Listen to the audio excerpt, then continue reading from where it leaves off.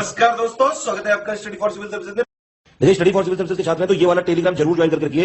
YouTube channel में हमारे साथ है तो भी ये वाला टेलीग्राम ज्वाइन करना बहुत ज्यादा जरूरी है। सारे नोटिफिकेशन, सारे अपडेट, सारे मोस्ट इंपोर्टेंट पिक्स, सारा रिवीजन सब कुछ यहाँ पे बताया जाता है। देखिए, ये हमारा एससीएस डेली क्विज चैनल है, इसमें डेली क्विज होती है, बिल्कुल फ्री में, इसको जरूर ज्वाइन कर लीजिएगा। ये हमारा इंस्टाग्राम का पेज है, इसको जरूर फॉलो कर लीजिएगा। Study for civil dot services करके अगर आप इंस्टाग्राम में सर्च करेंगे तो आपको मिल जाएगा। वीडियो के डिस्क्रिप्शन में इसकी लिंक दी हुई। इसमें आप स्टोरी सेक्शन जरूर देखते रहा करिए, प्लस इसमें हाईलाइट्स आते रहते हैं और प्लस पोस्ट आती रहती है, इनको जरूर फॉलो करते रहिए। क्या हाल है साथियों, मैं विकास तोमर, आपके अपने trust channel study for civil services पे 17 जुलाई का करंट अफेयर हिंदी इंग्लिश दोनों ही भाषाओं में यूपीएससी और अदर स्टेट पीसी एग्जामिनेशन के लिए हम लोग लेके आ गए हैं। देखिए, यूपीएससी का 25 जुलाई से और ईपीएफओ का हमारा 15 जुलाई से लास्ट पेड ग्रुप हमारा चालू हो चुका है 2020 एग्जाम के लिए। ज़्यादा जानकारी के लिए 856488053096960609 पे आप लोग कॉल कर सकते हैं। हमारे देखिए जो सोशल मीडिया के हैंडल्स है उसमें इंस्टाग्राम पे जो पेड पीडीएफ होती है उसकी पिक्स भी हम प्रोवाइड करते हैं। Study for civil dot services आप लिख के जो है सर्च करेंगे तो आपको मिल जाएगा। टेलीग्राम पे आपका ओनली करंट अफेयर का चैनल है, हमारा स्टडी फॉर सिविल सर्विसेज का है, और ओनली यूपीएससी करके अगर आप सर्च करेंगे तो you will get the free channel. ये सारे हैं हमारे, आप ज्वाइन कर सकते हैं। हमारे जो आज के टॉपिक्स प्रीलिम्स और मेंस में के लिए इंपॉर्टेंट हो सकते हैं वो हैं ये, और काफ़ी इंपॉर्टेंट है। पॉलिटी, इन्वायरमेंट, बहुत सारी चीज़ों से, साइंस एंड टेक्नोलॉजी आपका जो है ये भी इन्वायरमेंट से है। देखिए, dismissal of Jammu and Kashmir government employees, कुछ गवर्नमेंट एम्प्लॉयज को अभी डिसमिस कर दिया गया है, बर्खास्त कर दिया गया है, पूरी जानकारी लेंगे। रीवाइल्डिंग ऑफ वाइल्ड एनिमल्स, ठीक, मतलब वाइल्ड एनिमल्स को फिर से वाइल्ड बना रहे हैं, जंगली बना रहे हैं, क्या मतलब है इसका जानेंगे। कर्मन लाइन, इसको मैंने पेड ग्रुप में फ्री वाले चैनल पे भी पूछा था आप लोगों से, आज इसको थोड़ा डिटेल में पढ़ेंगे हम लोग। इन्वायरमेंट से वाटर पोल्यूशन जो है डिटर्जेंट के द्वारा, जो डिटर्जेंट हम लोग यूज़ करते हैं घर पे, वो जो है कपड़े धोने के लिए, ये सारी चीज़ें के लिए, तो वो कैसे वाटर पोल्यूशन, जल प्रदूषण फैलाता है, उसके बारे में जानेंगे। साथ ही साथ भारत में वाणिज्यिक जहाज़ों के संचालन को प्रोत्साहन देने की योजना, ठीक है, यानी कि स्कीम एक ऐसी है ताकि जो मर्चेंट शिप्स हैं उनको प्रोत्साहन दिया जाए। मर्चेंट शिप जो भाई आपका ट्रेड के लिए यूज़ होता ही है, तो हमारी भारत के शिप्स जो है वो प्रमोट हों, उसके लिए स्कीम लाई गई है। ठीक, आज जो है 17 जुलाई को जो world day for international justice यानी अंतर्राष्ट्रीय न्याय का दिन होता है, बहुत इंपॉर्टेंट है ये वाला इंपॉर्टेंट डे है, ठीक है।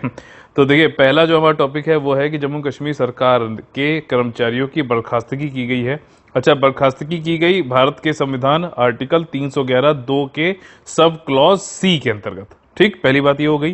किसने करी? जो लेफ्टिनेंट गवर्नर हैं अभी, क्योंकि जम्मू एंड कश्मीर एक इस समय जो है केंद्र शासित क्षेत्र है, जिस लेजिस्लेचर के साथ में, विधायिका के साथ में, तो वहां पर जो लेफ्टिनेंट गवर्नर मनोज सिन्हा जी, इन्होंने 11 जम्मू एंड कश्मीर के गवर्नमेंट एम्प्लॉय को बर्खास्त कर दिया। रीजन क्या था? रीजन था कि टेरर यानी कि आतंकवाद से इनके लिंक्स पाए गए थे। ठीक, और जो एम्प्लॉय थे उनके दो सन्स तो हिजबुल मुजाहिदीन चीफ जो है सैयद सलाउद्दीन जो है उसके, ये हिजबुल मुजाहिदीन का चीफ है। ठीक, इसके दो लड़के जो है वो तो एम्प्लॉयज थे 11 में से। ठीक, तो ये पूरी कहानी हो गई जो इस संदर्भ में जो हम लोग अलग पढ़ेंगे। अब इसका जो है पृष्ठभूमि देख लेते हैं। लद्दाख देखिए, अभी फिलहाल जो है आपका लद्दाख ये नया बन गया है आपका यूनियन टेरिटरी, और ये जम्मू कश्मीर, ठीक है, ऐसे करके आएगा लद्दाख का। और देखिए, कॉन्स्टिट्यूशनल प्रोविजंस में 311 जो आर्टिकल हमारा होता है उसमें हम लोग किसी जो सिविल सर्विसेज है, ठीक, यूनियन में या फिर राज्य में या फिर जो है केंद्र में आपका सिविल सर्विसेज का कोई बंदा है, काम कर रहा है, तो उसको हम जो डिसमिस आपका जो है रिमूव या फिर रिडक्शन कर सकते हैं उसकी रैंक में। ठीक, जो भी सिविल कैपेसिटीज में, यानी कि मिलिट्री ना होकर सिविल कैपेसिटी में जो है जो भी कार्यरत है, ठीक, तो उनकी बर्खास्तगी, हटाना या फिर पद में अवनति कर किया जा सकता है। आर्टिकल याद रखना 311। ठीक, और आप लोग से क्वेश्चन है 312 किससे संबंधित है?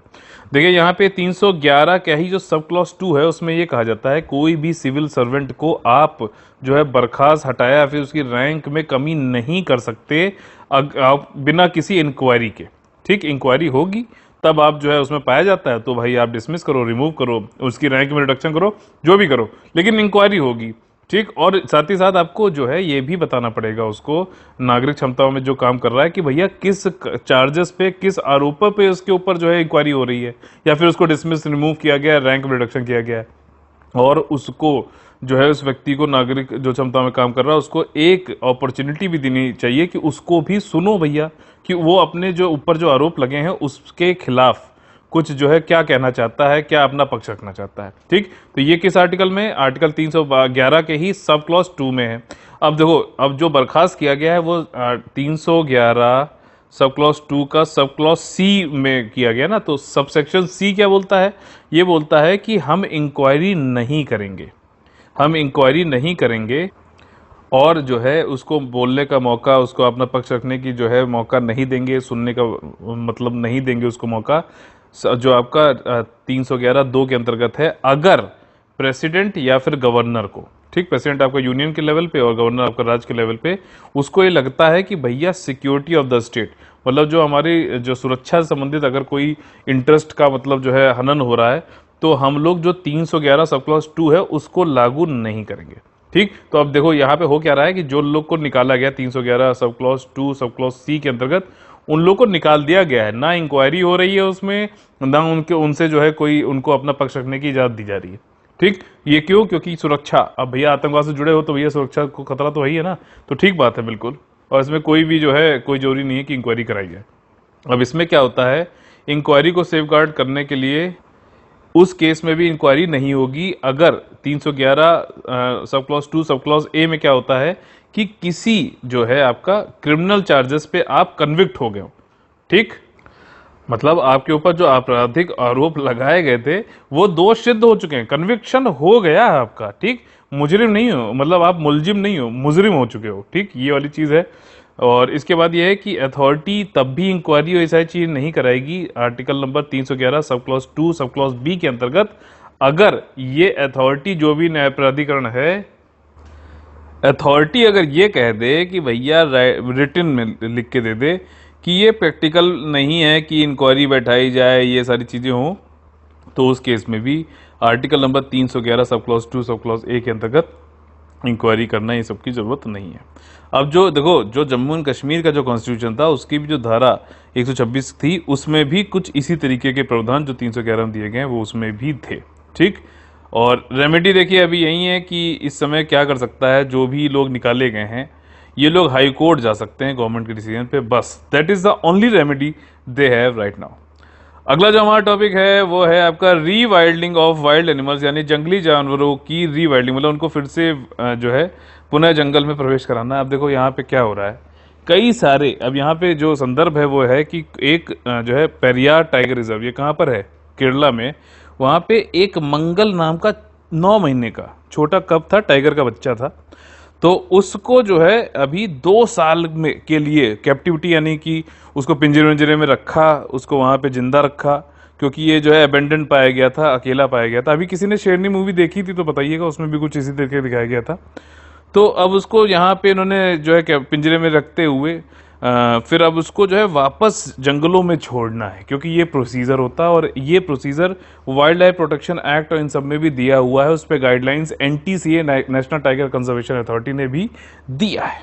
ठीक, तो यहाँ पे एक चीज ये होती है कि जैसे हम लोग ने, आपने या किसी ने भी जो है तोता वोता पाला हो कभी, तो ये कहते हैं, या फिर कोई पक्षी पिंजरे में रखा हो कभी, तो ये कहते हैं कि यार अब इसे अगर तुम छोड़ भी दोगे तो ये जिंदा नहीं बचेगा। क्यों? क्योंकि उसको तो भैया वो तो रोज वेट करता है कि आपके खाना देने का, लेकिन जो जंगल में है, जो स्वतंत्र है, वो अपना खाना खुद तलाश करता है। समझ रहे हो यार? ये वैसे ही है कि कई लोग अपॉर्चुनिटी के लिए वेट करते हैं और कई लोग अपॉर्चुनिटी बना लेते हैं, ध्यान रखना। तो दोनों में ये फर्क होता है कि जो वाइल्ड एनिमल्स हैं वो लोग अपनी अपॉर्चुनिटी बनाते हैं, खुद शिकार करते हैं, सारी चीज करते हैं, लेकिन जो पिंजरे में है वो तो डिपेंडेंट होता है किसी के ऊपर, उसको जब खाना मिलेगा तब वो खाता है, नहीं तो नहीं मिलेगा तो नहीं खाता है। तो ज्यादातर देखा गया है कि इस तरीके के वाइल्ड जो एनिमल जिनको पिंजरे में कुछ टाइम रखा गया और दोबारा जब उनको जंगलों में छोड़ाता है तो उनको जो है दिक्कत होती है। कई बार ऐसा देखा गया है कि जैसे टाइगर की बात करें तो वो मैन ईटर बन जाते हैं, इंसानों को खाने लगते हैं। दुधवा नेशनल पार्क में बिली अर्जन सिंह जी थे, उन्होंने ये कोशिश करी थी, तारा नाम की एक जो है टाइग्रेस थी, वो जो है आपका मैन ईटर बन गई थी। ठीक, और दूसरी चीज होती है कि टेरिटोरियल वॉर हो जाती है। मान लीजिए किसी आपने जगह पे जंगल में छोड़ा, वहां पे और दूसरा भी टाइगर था, तो वो अपने टेरिटरी में तो ना उसको आने देगा, तो अब चूंकि वो वाइल्ड में रह रहा, जंगली टाइप है, तो वो ज्यादातर जो है मार देता है टेरिटोरियल। तीसरा ये होता है कि अगर बहुत ज़्यादा शिकार जो है इन टाइगर्स के लिए नहीं अवेलेबल है, तब भी उनकी जो है वहां पे डेथ हो जाती है, क्योंकि वो उस एरिया को छोड़ के दूसरे एरिया में जाएंगे, किसी दूसरे टेरिटरी में जाएंगे, वहां पे भी खत्म हो जाते हैं। तो ये सारी दिक्कतें आती हैं। अब इसमें कुछ चीजें और देख लेते हैं जो फैक्ट्स हैं। देखिए, जो स्टैंडर्ड ऑपरेटिंग प्रोसीजर है, गाइडलाइंस है, वो NTCA ने दिए हैं आपके सेक्शन 38O जो है आपका वाइल्ड लाइफ प्रोटेक्शन एक्ट के अंतर्गत दिया है। इसमें उन्होंने 3 तरीके बताए हैं किस तरीके से जो भी अनाथ या फिर अबेंडेंट टाइगर कब है उसको कैसे छोड़ना चाहिए। पहला तो देखिए यहाँ पर यह है कि मान लीजिए कोई कब है जो एबेंडेंट है, उसकी मदर के साथ में उसको मिला दिया जाए। दूसरा यह है कि कोई ऐसा जो है कब है जो मतलब ऐसे पाया गया आपको, ठीक, परित्यक्त, ठीक, एबेंडेंट को परित्यक्त बोलते हैं। अगर कोई मान लीजिए ऐसा कब है जो मदर से उसको मिलाना जो है पॉसिबल नहीं है, तो उसको जू में रखो, ठीक। तीसरा जो है, जो कि यहाँ पे जो है वो है कि उस कब को, जो भी टाइगर का बच्चा है, उसको आप जो है पहले बड़ा करो ठीक ठाक उम्र तक, फिर उसको फिर से जो है जंगलों में छोड़ो। इसी को रीवाइल्डिंग बोलते हैं, ठीक। अब NTCA ने ये कहा है कि टाइगर, अब देखो यहाँ पे बड़ा खतरनाक इन्होंने तरीका बताया कि किसको भेजना है वापस टाइगर कब को, ये तीसरे वाले तरीके में, कि जो टाइगर है उसको पहले इन सीटू एनक्लोजर में, मतलब कि आपका जो है आपका जहां पर है वहां पे ही उसको एनक्लोजर बनाओ, ठीक। इन सीटू की बात हो रही है। एक सीटू होता तो उसको जू और इधर उधर लेके आते, वहीं पे एनक्लोजर पिंजरा बनाओ, 2 साल तक उसको जो है वहां पे रखो, फिर जो है करीबन उससे कब से जो है पूरा 50 किल करवाओ, ठीक, मतलब कोई छोटे मोटे शिकार का। और साथ ही साथ ये जो यहाँ पे इन्होंने प्रैक्टिस बताई है बहुत अच्छी खतरनाक सी है कि इन्होंने कहा कि उसी एनक्लोजर के अंदर कुछ जो है आदमियों को भेजो जो उसको खाना वाना दें, जो खाना देंगे, और समझिएगा, डोंट लाफ, ठीक, डोंट स्माइल। अब इसमें जब खाना देंगे तो उसको टाइगर का मास्क पहनना होगा उस बंदे को, साथ ही साथ अपने कपड़ों पर जो है बाघ के मूत्र और मल को जो है आपका स्मेयर करके जाना होगा, ताकि जो है उसको लगे कि हाँ कोई टाइगर वाइगर आ रहा है, तो वो उससे डरे वरेगा नहीं और मतलब लड़ेगा, ये वाली बात है। वेरियस कंडीशन कई सारी बताई गई हैं कि उसको जो है आपको फॉलो करना पड़ेगा तभी, और मतलब अच्छी हेल्थ में हो, अच्छी जो है उम्र में हो, 3-4 साल का हो, तब आप उसको वापस भेजो जब उसके अंदर कोई भी असामान्यता या फिर अक्षमता ना हो, ठीक। अब चैलेंजेस में देखिए कई सारे इन्होंने बताए हैं कि फिर से आप भेजना चाहते हो जंगलों में तो कई सारे चैलेंजेस आते हैं, ठीक। और आपका जो है जोखिम भरी हो सकती है, जैसे मैंने आप लोग बताया जंगलों में जाओगे तो भैया टेरिटोरियल वॉर हो सकता है। साथ ही साथ कई बार ऐसा देखा गया है कि ये ह्यूमन जो है बीइंग को खाने लगते हैं, ह्यूमन आपका मैन ईटर बन जाते हैं। ऐसा वाइल्ड लाइफ इंस्टीट्यूट जो देहरादून में है, wild life institute of India, उसने बताया। साथ ही साथ बहुत ही कॉस्टली प्रोसेस है। आपको जो है जब उसको छोड़ोगे, फिर आप उसको एनक्लोजर बना रहे हो इतना सारा, तो आप जंगल में ही बना रहे हो तो बहुत पैसा वैसा लगता है, फंडिंग बहुत ज़्यादा है, लोगों का टाइम बहुत ज़्यादा आता है, रेगुलर उसको जो है आपको शिकार देना पड़ता है, खाने के लिए प्रे देना पड़ता है, और जो है लगातार उसको जो है ट्रैक व्रैक करना पड़ता है, ह्यूमन रिसोर्स और जो है पैसा काफ़ी ज़्यादा लगता है। तो क्या कॉन्सेप्ट जो रीवाइल्डिंग का है वो क्या सिर्फ, एक क्वेश्चन ये भी उठता है, क्या सिर्फ जो बड़ी बिल्लियां हैं जैसे कि बाघ हो गए, लेपर्ड्स हो गए, तेंदुआ हो गया, तो इन्हीं तक सीमित है क्या? तो ऐसा नहीं है। देखा गया है आपका जो भारत, ये बॉम्बे नेचुरल हिस्ट्री सोसाइटी है, ये एक एनवायरनमेंट से संबंधित NGO है। इसने जो है कोलैबोरेट किया आपका किसके साथ में, सहयोग किया Haryana forest and wild life department के साथ में, वल्चर्स का जो है संरक्षण करने के लिए, और इसका नाम दिया गया जटायु। 17 साल किया, सक्सेसफुल भी रहा। तो ये है, इसमें जिप्स आपका हो गया, वाइट बैक, लॉन्ग बिल्ड और सिलेंडर बिल्ड जो है वल्चर्स जो है गिद्ध, यहाँ पे इसका संरक्षण किया गया। अच्छा, जो गिद्ध मैंने ये पढ़ाया हुआ है पीछे आपको, जो गिद्ध होते हैं उनमें से कौन से 9 तरीके के गिद्ध पाए जाते हैं, उनमें से कौन कौन से गिद्ध जो हैं आपके क्रिटिकली इंडेंजर्ड है IUCN की रेड लिस्ट के अनुसार, ठीक। इसके अलावा एक और भी जो है एग्जाम्पल है आपका ये रीवाइल्डिंग कराने वाला, उसमें एलिफेंट रिहेबिलिटेशन सेंटर जो है यमुनानगर हरियाणा में है, सॉरी।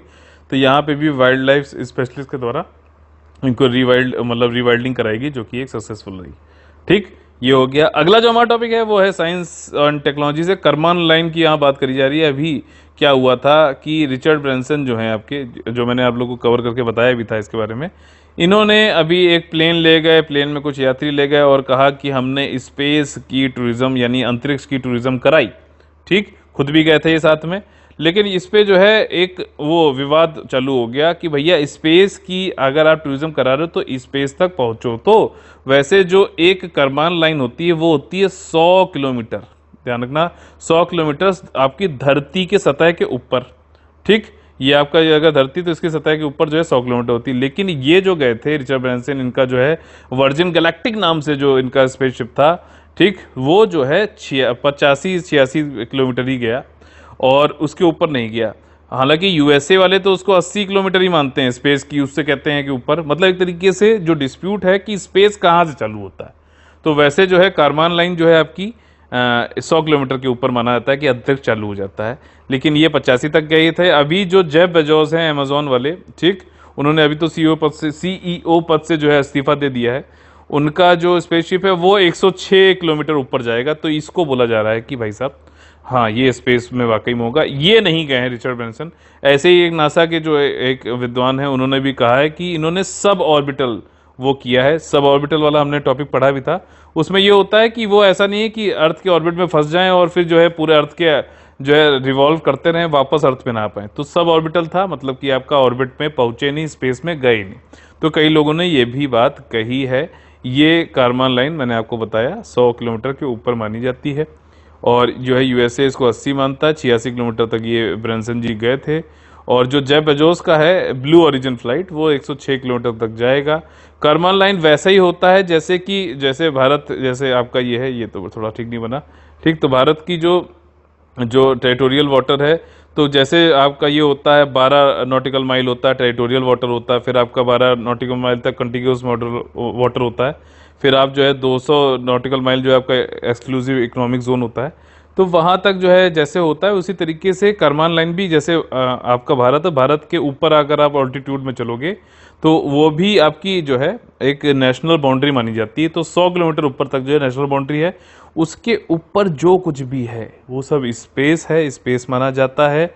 और जो है वहाँ पे स्पेस जो है आपका किसके लिए यूज़ होता है, ह्यूमन जो है बेटरमेंट के लिए, ह्यूमन डेवलपमेंट के लिए और साइंटिफिक रीजन के लिए।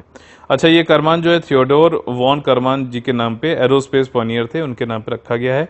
1967 याद रखना, आउटर स्पेस ट्रीटी में कहा गया है जो भी आपके जो कारमान लाइन के ऊपर जो स्पेस है उसको हम लोग फ्रीली और साइंटिफिकली जो है इन्वेस्टिगेट करते हैं, यानी कि स्वतंत्र रूप से और वैज्ञानिक रूप से जांच किया जाना चाहिए। और ये लीगल बाउंड्री है जहाँ पे कोई भी हमें जो है where space is can help avoid dispute कोई नहीं होना चाहिए। आराम से जो है आप स्पेस एक्टिविटीज़ को ट्रैक करो, इस ह्यूमन स्पेस ट्रेवल को देख सकते हो। कुछ कंट्रियाँ जैसे यूनाइटेड स्टेट्स हैं वो बिलीव करती हैं, डिफाइन करती हैं आउटर स्पेस को, जो है वो कहते हैं वो जरूरी नहीं है कि कहाँ से क्या चालू हो रहा है, वो पता नहीं अब क्या चीज़ है, लेकिन उनका मतलब ये है कि आउटर स्पेस को डिफाइन नहीं करते हैं क्योंकि वो चाहते हैं कि उनका वहाँ पे प्रभुत्व बना रहे, बढ़ा रहे। और चाइना भी अब देखो इसी रेस में लग गया है। अंतरिक्ष कहाँ है? अंतरिक्ष देखिए ये काफ़ी ट्रिकी क्वेश्चन है। और एटमॉस्फेयर हमारा वायुमंडल जहाँ पे खत्म होता है वहीं से हम ये कहते हैं कि अंतरिक्ष चालू हो जाता है। अब यहाँ पे क्या हुआ, एक चीज़ जो है ये रिचर्ड ब्रैनसन को जो है नील देग्रासे टाइसन, इन्होंने ये भी कह दिया कि ब्रैनसन की जो फ्लाइट थी वो स्पेस में गए ही नहीं, ठीक है, वो सब ऑर्बिटल गए। और सब ऑर्बिटल फ्लाइट में तो नासा जो है 60 साल पहले जा चुका है। तो काफ़ी उनकी एक तरीके धज्जियाँ उड़ रहे। 2009 में जो है कैलगरी यूनिवर्सिटी के एक थे, उन्होंने देखो कैसे निकाला कि स्पेस कहाँ से आता है। इसके लिए दो जो है फैक्टर या फिर कारक इन्होंने निकाले। एक तो पवन, जो हमारी जो विंड्स होती हैं अर्थ एटमॉस्फेयर में, वो कहाँ तक चल रही है, और दूसरी आवेशित कण यानी चार्ज्ड पार्टिकल जो स्पेस में है वो कहाँ कहाँ कितना मूव कर रहे हैं। उसके हिसाब से इन्होंने एज ऑफ स्पेस निकाला, जिसको इन्होंने कहा कि सी लेवल से, ठीक, समुद्र के लेवल से ऊपर जाओगे तो 118 किलोमीटर ऊपर है, ठीक। तो ये भी एक बोल सकते हो आप। और जो लेयर्स हैं हमारी वातावरण के, एटमॉस्फेयर के, वो हैं ये देखिए, सबसे नीचे होता है ट्रोपोस्फियर, उसके ऊपर स्ट्रेटोस्फियर, मेसोस्फियर, थर्मोस्फियर और जो एग्जोस्फियर, ठीक। ये मेसोस्फियर और थर्मोस्फियर के बीच में कारमान लाइन है, ये यहाँ पे जरूरी है चीज जानना, ठीक। अगला जो हमारा टॉपिक है वो है आपका कि वाटर पोल्यूशन कैसे होता है डिटर्जेंट के द्वारा, ठीक। वाटर पोल्यूशन जो है डिटर्जेंट के द्वारा किया होता है। ये अब वैश्विक रूप के संदर्भ में, विश्व के संदर्भ में काफ़ी बड़ा एक जो है चिंता का विषय हो गया है। इसमें अगर देखा जाए तो पर कैपिटा यानी कि हर इंसान जो है भारत में 2.7 किलोग्राम जो है डिटर्जेंट का उपभोग कर लेता है पूरे साल में। वहीं फिलीपींस, मलेशिया में देखा जाए तो 3.7 है। और यूनाइटेड स्टेट्स ऑफ अमेरिका तो लगता है डिटर्जेंट से नहाता ही है, 10 किलोग्राम का यूज़ करता है हर एक व्यक्ति। ठीक, इसमें देखिए कई सारे हार्मफुल केमिकल यानी कि हानिकारक रसायन होते हैं। पहला है नॉनिल फिनॉल। नॉनिल फिनॉल जो है ये आपका डिटर्जेंट में होता है। ये वाटर बॉडीज में और फूड चेन में चलाता है। वाटर बॉडीज में जा रहा तो फिश वाले फूड चेन जो होगा, ठीक, उसमें ये चला जाएगा, खाद्य श्रृंखला जो होगी। ठीक, इसमें क्या होता है, बायो एक्यूमुलेट हो जाता है, यानी कि जैव संचय होता है। दो चीजें होती हैं, एक होता है बायो एक्यूमुलेशन, जैव संचय। अब जैसे क्या है कि अगर आप इसको ऐसे बना दो, सबसे नीचे मान लीजिए ये ऐसे ट्रॉफिक लेवल हैं अलग अलग, तो सबसे नीचे वाला जो है मान लीजिए फाइटोप्लैंक्टन है, ठीक, उसको छोटी मछली खा रही है, उसके बड़ी ऊपर बड़ी मछली और फिर उससे और बड़ी मछली खा रही है। तो किसी एक ट्रॉफिक लेवल, ये पहला ट्रॉफिक लेवल, दूसरा, तीसरा, चौथा, तो जो पहला ये किसी एक भी ट्रॉफिक लेवल में अगर आप देखो वहां पे कोई चीज इस तरीके की एक्यूमुलेट हो रही है, जैसे कि ये नॉनिल फिनॉल हो जा रहा है, तो इसको जैव संचय बोल देंगे। लेकिन दूसरी चीज होती है बायो मैग्निफिकेशन। ध्यान रखना, बहुत ध्यान से पूरी चीजें बता रहा हूं, ये डायरेक्टली क्वेश्चन आ जाएंगे। तो यहाँ पे क्या होता है कि यहाँ से धीरे धीरे चला और ये एक ट्रॉफिक लेवल से दूसरे ऊंचे ट्रॉफिक लेवल की तरफ बढ़ता जाता है।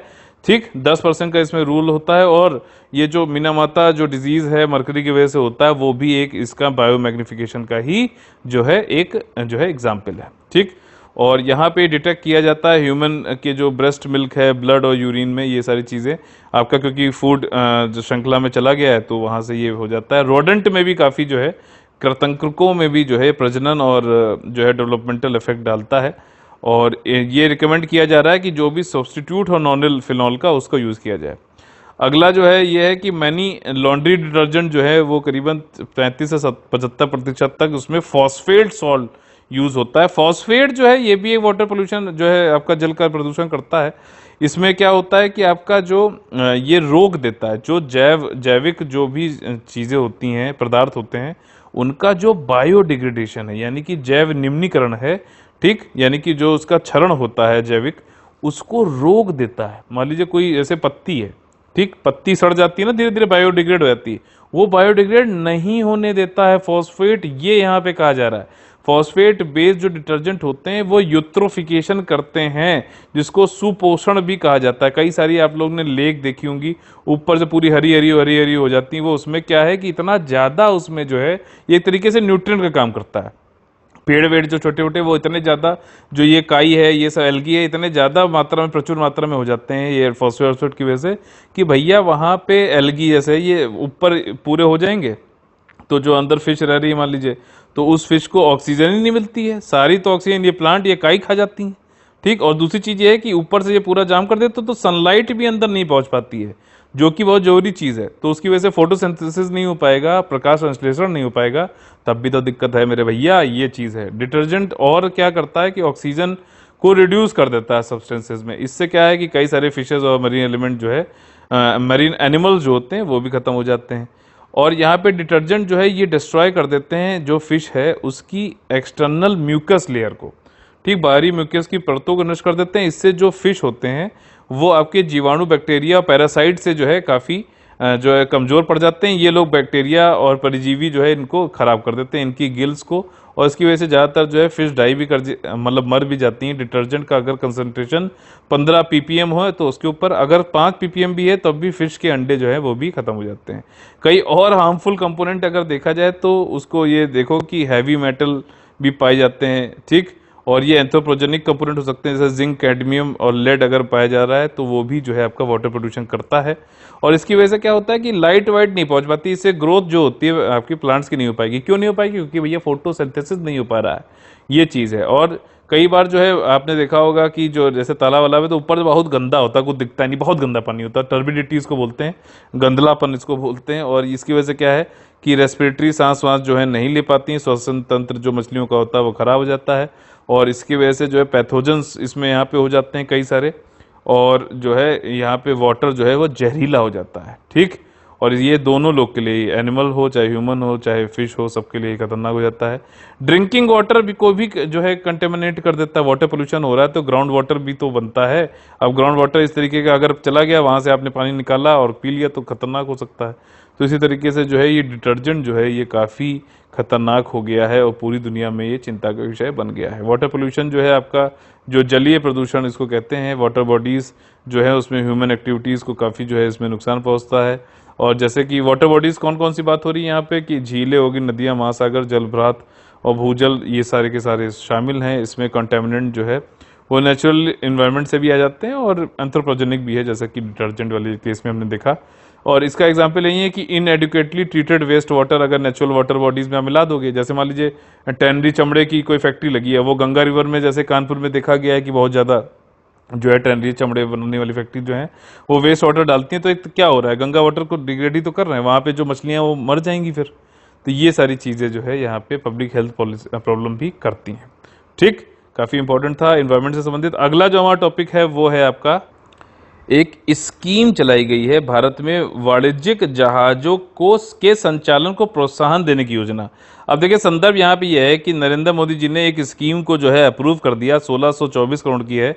इसमें 5 साल के लिए सब्सिडी दी जाएगी इंडियन शिपिंग कंपनीज को। कंपनियां हैं, ध्यान रखना, ठीक, कंपनियां हैं जो भारत में जो है ये आपकी शिपिंग विपिंग बना रही हैं, ताकि जो भी हमारी मिनिस्ट्री है, मंत्रालय है, सेंट्रल पब्लिक सेक्टर इंटरप्राइजेज हैं, वो मान लो कोई वैश्विक लेवल का टेंडर निकालते हैं, सामान लाना है, ले जाना है, कुछ भी करना है, ठीक, इंपोर्ट करना है, एक्सपोर्ट करना है, तो इंडियन शिपिंग कंपनीज को सरकार सब्सिडी देगी अगले 5 साल के लिए कि भैया इन टेंडर को भरो और तुम जो सामान है लाओ, ले जाओ। इस चीज को बढ़ावा देने के लिए, इसी को कह रहे हैं कि वाणिज्यिक जहाजों को बढ़ावा देने के लिए ये स्कीम को अभी अप्रूवल दिया गया है। और अनुदान कितना, 1624 करोड़ तक का 5 साल के लिए दिया जाएगा। अब देखिए ये सब्सिडी जो इंडियन शिपिंग कंपनीज को दिया जाएगा ग्लोबल टेंडर के लिए, और इसमें जो है for import of government cargo, ठीक, गवर्नमेंट के लिए जो कार्गो आ रहे हैं, इंपोर्ट यानी आयात किया जा रहा है, आयात मतलब आयात मतलब इंपोर्ट, निर्यात मतलब निकल लिया, ठीक, तो इस तरीके से याद कर सकते हो। देखिए फॉर ए शिप जो फ्लैग किया गया इंडिया में 1 फरवरी के बाद से, और जो 10 साल से कम पुराना है उसके लिए जो है 15% तक सब्सिडी दी जाएगी। वहीं अगर आपका 1 फरवरी के बाद कोई शिप को फ्लैग किया गया, मतलब कि भेजा गया है, ला रहा है, वो आयात कर रहा है, और उसकी उम्र जो है 10 से 20 साल है, तो वहाँ पे सब्सिडी 10% तक दी जाएगी।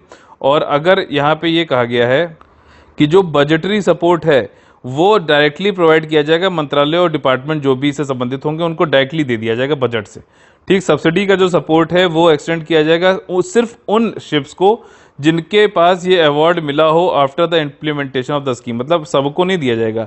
जैसे मैंने बताया ना आपका 10 साल तक जो है, ठीक, 1 फरवरी के बाद 2021 के बाद, या 1 फरवरी के बाद है और 10 से 20 साल के बीच में, इन्हीं लोग को स्कीम का फायदा मिलेगा, ये वाली बात है। फ्लेक्सिबिलिटी एलोकेशन ऑफ फंड्स में हो सकता है, एक्सपेंडिचर जो व्यय है 1 साल के लिए दिया जा सकता है, ठीक। अच्छा, इसमें जो भी शिफ्ट 20 साल के ऊपर की है उनको कोई सब्सिडी नहीं दी जाएगी। और और कई सारा जो है स्कोप बढ़ाने के लिए स्कीम को जो है this ministry shall seek allocation of such additional funds. अगर मान लीजिए इस स्कीम को बढ़ाना आगे, तो वो मिनिस्ट्री जो भी बढ़ाना चाहती है कुछ एडिशनल फंड यानी एक्स्ट्रा फंड का भी जो है बात कह सकती है कि उसको मिल जाए डिपार्टमेंट ऑफ एक्सपेंडिचर से, ठीक। डिपार्टमेंट ऑफ एक्सपेंडिचर किस मंत्रालय के अंतर्गत आता है, अभी मैंने कल परसों बताया आपको।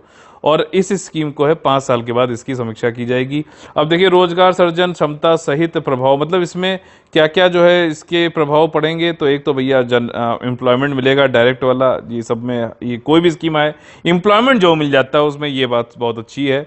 और जो है सिर्फ इंडियन जो सी फेरर हैं, जो इंडियन नाविक हैं, सिर्फ उन्हीं को ही मिलेगा। और दूसरी चीज़ है जो कैडेट्स हैं उनको सी फेरर बनने के लिए उनकी ट्रेनिंग भी कराई जाएगी, ठीक। इंडियन शिप को जो है प्रोवाइड करने होंगे training slot young Indian cadet और बॉयज़ और गर्ल्स के लिए, दोनों के लिए। और ये लोग जो है सी फेरर्स को ग्लोबल शिपिंग में जो है हेल्प करेंगे। इंडियन सप्लाई और सी फेरर जो है बाकियों की जगह भी आप जा सकते हैं, ठीक। बाकी जगह भी मतलब जैसे अभी आप लोगों ने देखा होगा इंडियन शिपिंग हो चाहे कई सारे जो भी आते हैं शिप वे भारत में आयात निर्यात करते हैं, जहाँ बहुत सारे लोग जो है इंडियन फ्लीट के होते हैं, इंडियन नाविक होते हैं, ठीक। फर्दर जो है इंडियन फ्लीट में अगर बढ़ेगा तो इनडायरेक्ट, अगर मान लीजिए भारतीय शिपिंग के लोग शिपिंग ज़्यादा बढ़ रही हैं तो इससे प्रत्यक्ष के बाद अब अप्रत्यक्ष रूप से भी रोजगार बढ़ेगा, यानी कि इनडायरेक्ट एम्प्लॉयमेंट भी बढ़ेगा। और कैसे, जैसे शिप बिल्डिंग होगा, शिप रिपेयर हो गया, रिक्रूटमेंट, बैंकिंग, इन सब के लिए, और जिसकी वजह से जो सकल घरेलू उत्पाद है हमारा वो भी बढ़ेगा। अच्छा, कौन कौन एलिजिबल हैं, जितने भी इंडियन सी फेरर हैं वो इंडियन कैडेट और भी जो भी एग्जिस्टिंग इंडियन शिपिंग कंपनीज हैं, all Indian foreign citizen company, legal entity हैं, सारे लोग जो है आपके इस स्कीम के अंतर्गत आएंगे। ठीक, आज का हमारा क्वेश्चन नंबर है 62, daily UPSC main GS answer writing free practice में 17 जुलाई का जो क्वेश्चन है कि आप क्या समझते हो वाटर पोल्यूशन से। एक उसकी डेफिनेशन लिखो और फिर उसका एक एग्जाम्पल बता देना, और उसके बाद इसके कारण क्या क्या हैं, रीजंस, और इसके सोल्यूशन क्या क्या हो सकते हैं वाटर पोल्यूशन को खत्म करने के। सिंपल सा है क्वेश्चन, लेकिन इसमें बहुत ही ज्यादा स्कोप है अच्छे आंसर लिखने के, और ये प्रीलिम्स में भी क्वेश्चन पूछा जा सकता है। हमारा जो प्रीलिम्स से रिलेटेड जो क्वेश्चन आ सकते हैं हमारे favourite section common guys pieces में, वो है ये वाला। देखिए, पहला है कांगू नाडू संबंधित कुछ स्टेटमेंट दिए गए हैं, आप लोग को बताना कौन सा सही है। ठीक, कांगू नाडू को जो है संगम लिटरेचर जो था, ठीक, नयनार और जो दूसरे थे अलवार्स, उनका जो संगम लिटरेचर जिनके द्वारा लिखा गया, तो उसमें संगम लिटरेचर में मेंशन है क्या, कांगू नाडू के बारे में। एक ये अलग से एक क्षेत्र था, ठीक, और जो नेम है कांगू वेला गोंडोर, एक ओबीसी कमेटी थी, और इसी के नाम पे जो है इसको ये डिराइव किया गया कांगू नाडू, और इसकी जो प्रेजेंस है इन डिस्ट्रिक्ट में पाई जाती है। ये जो पार्ट किस जगह पाया जाता है, वेस्टर्न कर्नाटका में, पश्चिमी कर्नाटक में पाया जाता है। देखिए, ये चीज़ गलत है। कांगो नाडू जो है आपका कहाँ पे, वेस्टर्न तमिलनाडु में पाया जाता है। ठीक, जैसे आपका ये है तो जो तमिलनाडु है इसे, तो ये वेस्टर्न पार्ट में यहाँ पे पाया जाएगा आपका क्या, कांगो नाडू। और ये जो इसका पिन कोड है, ना ही इसका कोई पिन कोड है, ना इसका नाम दिया गया है कोई रीजन का। ठीक, तमिलनाडु तो है लेकिन कांगो नाडू का कोई नाम नहीं है। तमिल लिटरेचर में जो है इसका रिफरल किया गया है कि वन ऑफ द 5 रीजन्स, जो एंशियंट तमिलनाडु था उसमें कि उसके 5 रीजन में से एक रीजन कांगू नाडू के नाम से था। अगला जो हमारा क्वेश्चन है वो है फिट फॉर 55 पैकेज से संबंधित कौन सा स्टेटमेंट गलत है, ये इसका आंसर आप लोगों को देना है। देखिए, इट कॉल फॉर रशिया को ये कहा गया है कि कम से कम जो भी तुम्हारा ग्रीन हाउस गैस जो है उनको जो है कम करो, उनका उत्सर्जन 55% तक 2030 तक। कौन से लेवल पे, 1999 लेवल पे। अब देखो, ये जो चीज होती है कई लोग इसमें कंफ्यूज होते हैं। 1999 लेवल पे मान लीजिए आप 100 जो है टन जो है आप कर रहे थे ग्रीन हाउस गैसेस का उत्सर्जन 1990 में, ठीक, तो 2030 तक आपको ये कोशिश करनी है कि आप 55% तक कम कर दो ग्रीन हाउस गैसेस को, और फिर 45 टन ही करो ग्रीन हाउस गैसेस। ये चीज 2030 तक आपको करनी। ये आसान नहीं है इतना, क्योंकि डेवलपमेंट इश्यूज है, पॉपुलेशन बढ़ रही है, कई सारी चीजें हैं, उसमें कार्बन का उत्सर्जन होता ही है, ठीक, ग्रीन हाउस गैसेस का उत्सर्जन होता ही है। तो 1990 तक लेके जाना it's not an easy task, बस ये करना जरूरी है, क्योंकि क्लाइमेट चेंज एक बहुत ही बड़ी त्रासदी ला सकती है। जो टारगेट है काफ़ी एग्रेसिव है। अगर यूनाइटेड स्टेट्स के कंपैरिजन में देखें तो वहाँ पे जो है यूनाइटेड स्टेट्स ने जो है कमिट किया है कि वो रिड्यूस करेगा अपना उत्सर्जन 40 से 43% तक। इसी सेम पीरियड में ब्रिटेन ने कहा है 68% तक करेंगे रिडक्शन, बढ़िया बात है। और इसके अलावा जो अगला जो स्टेटमेंट है इसमें गलत पूछा गया, ध्यान रखना, और it includes A contentious plan, एक प्लान भी इसमें रखा गया है, कार्बन बॉर्डर एडजस्टमेंट मैकेनिज्म। ठीक, तो अगर पूछा जाए कि ये फिट फॉर 55 पैकेज में या फिर जो है कार्बन बॉर्डर एडजस्टमेंट मैकेनिज्म किससे संबंधित है, तो एक दूसरे का नाम जो भी ऑप्शन में दिया हो उसको आप देख सकते हैं। और ये कंटेंशियस प्लान है, ऐसा बोला गया है कार्बन बॉर्डर एडजस्टमेंट मैकेनिज्म का। इसमें क्या होता है, कुछ टैरिफ वैरिफ लगाया जाता है जो भी इंपोर्टेड, मान लीजिए ये देश की टेरिटरी, तो इसमें जो भी जो है आयात हो रहा है प्रोडक्ट, ठीक, जिसपे जो है ग्रीन हाउस गैस के जो उत्सर्जन होते हैं उसके हिसाब से जो भी इंपोर्ट कर रहे हो आप प्रोडक्ट, मान लीजिए आपने कोई मोबाइल इंपोर्ट किया अपने यहाँ, तो आप ये उसका जो है आंकलन लगाओगे कि भैया मोबाइल ये वाला बनाने में जो आयात हम कर रहे हैं इतना ग्रीन हाउस गैस का उत्सर्जन हुआ, और उस हिसाब से आप टैरिफ लगवा दोगे। तो ये एक जो है कार्बन बॉर्डर एडजस्टमेंट मैकेनिज्म जो है, तो ये एक कंटेंशियस प्लान है। ठीक, तो यहाँ पे जो आंसर है वो है ओनली 1, पहला वाला गलत है। और इसमें यूरोपियन जो कमीशन है, ठीक, उसने अनाउंस किया है अपना plan fit for 55 package for all its member against climate change. तो रशिया नहीं है, यूरोपियन कमीशन की बात हो रही है।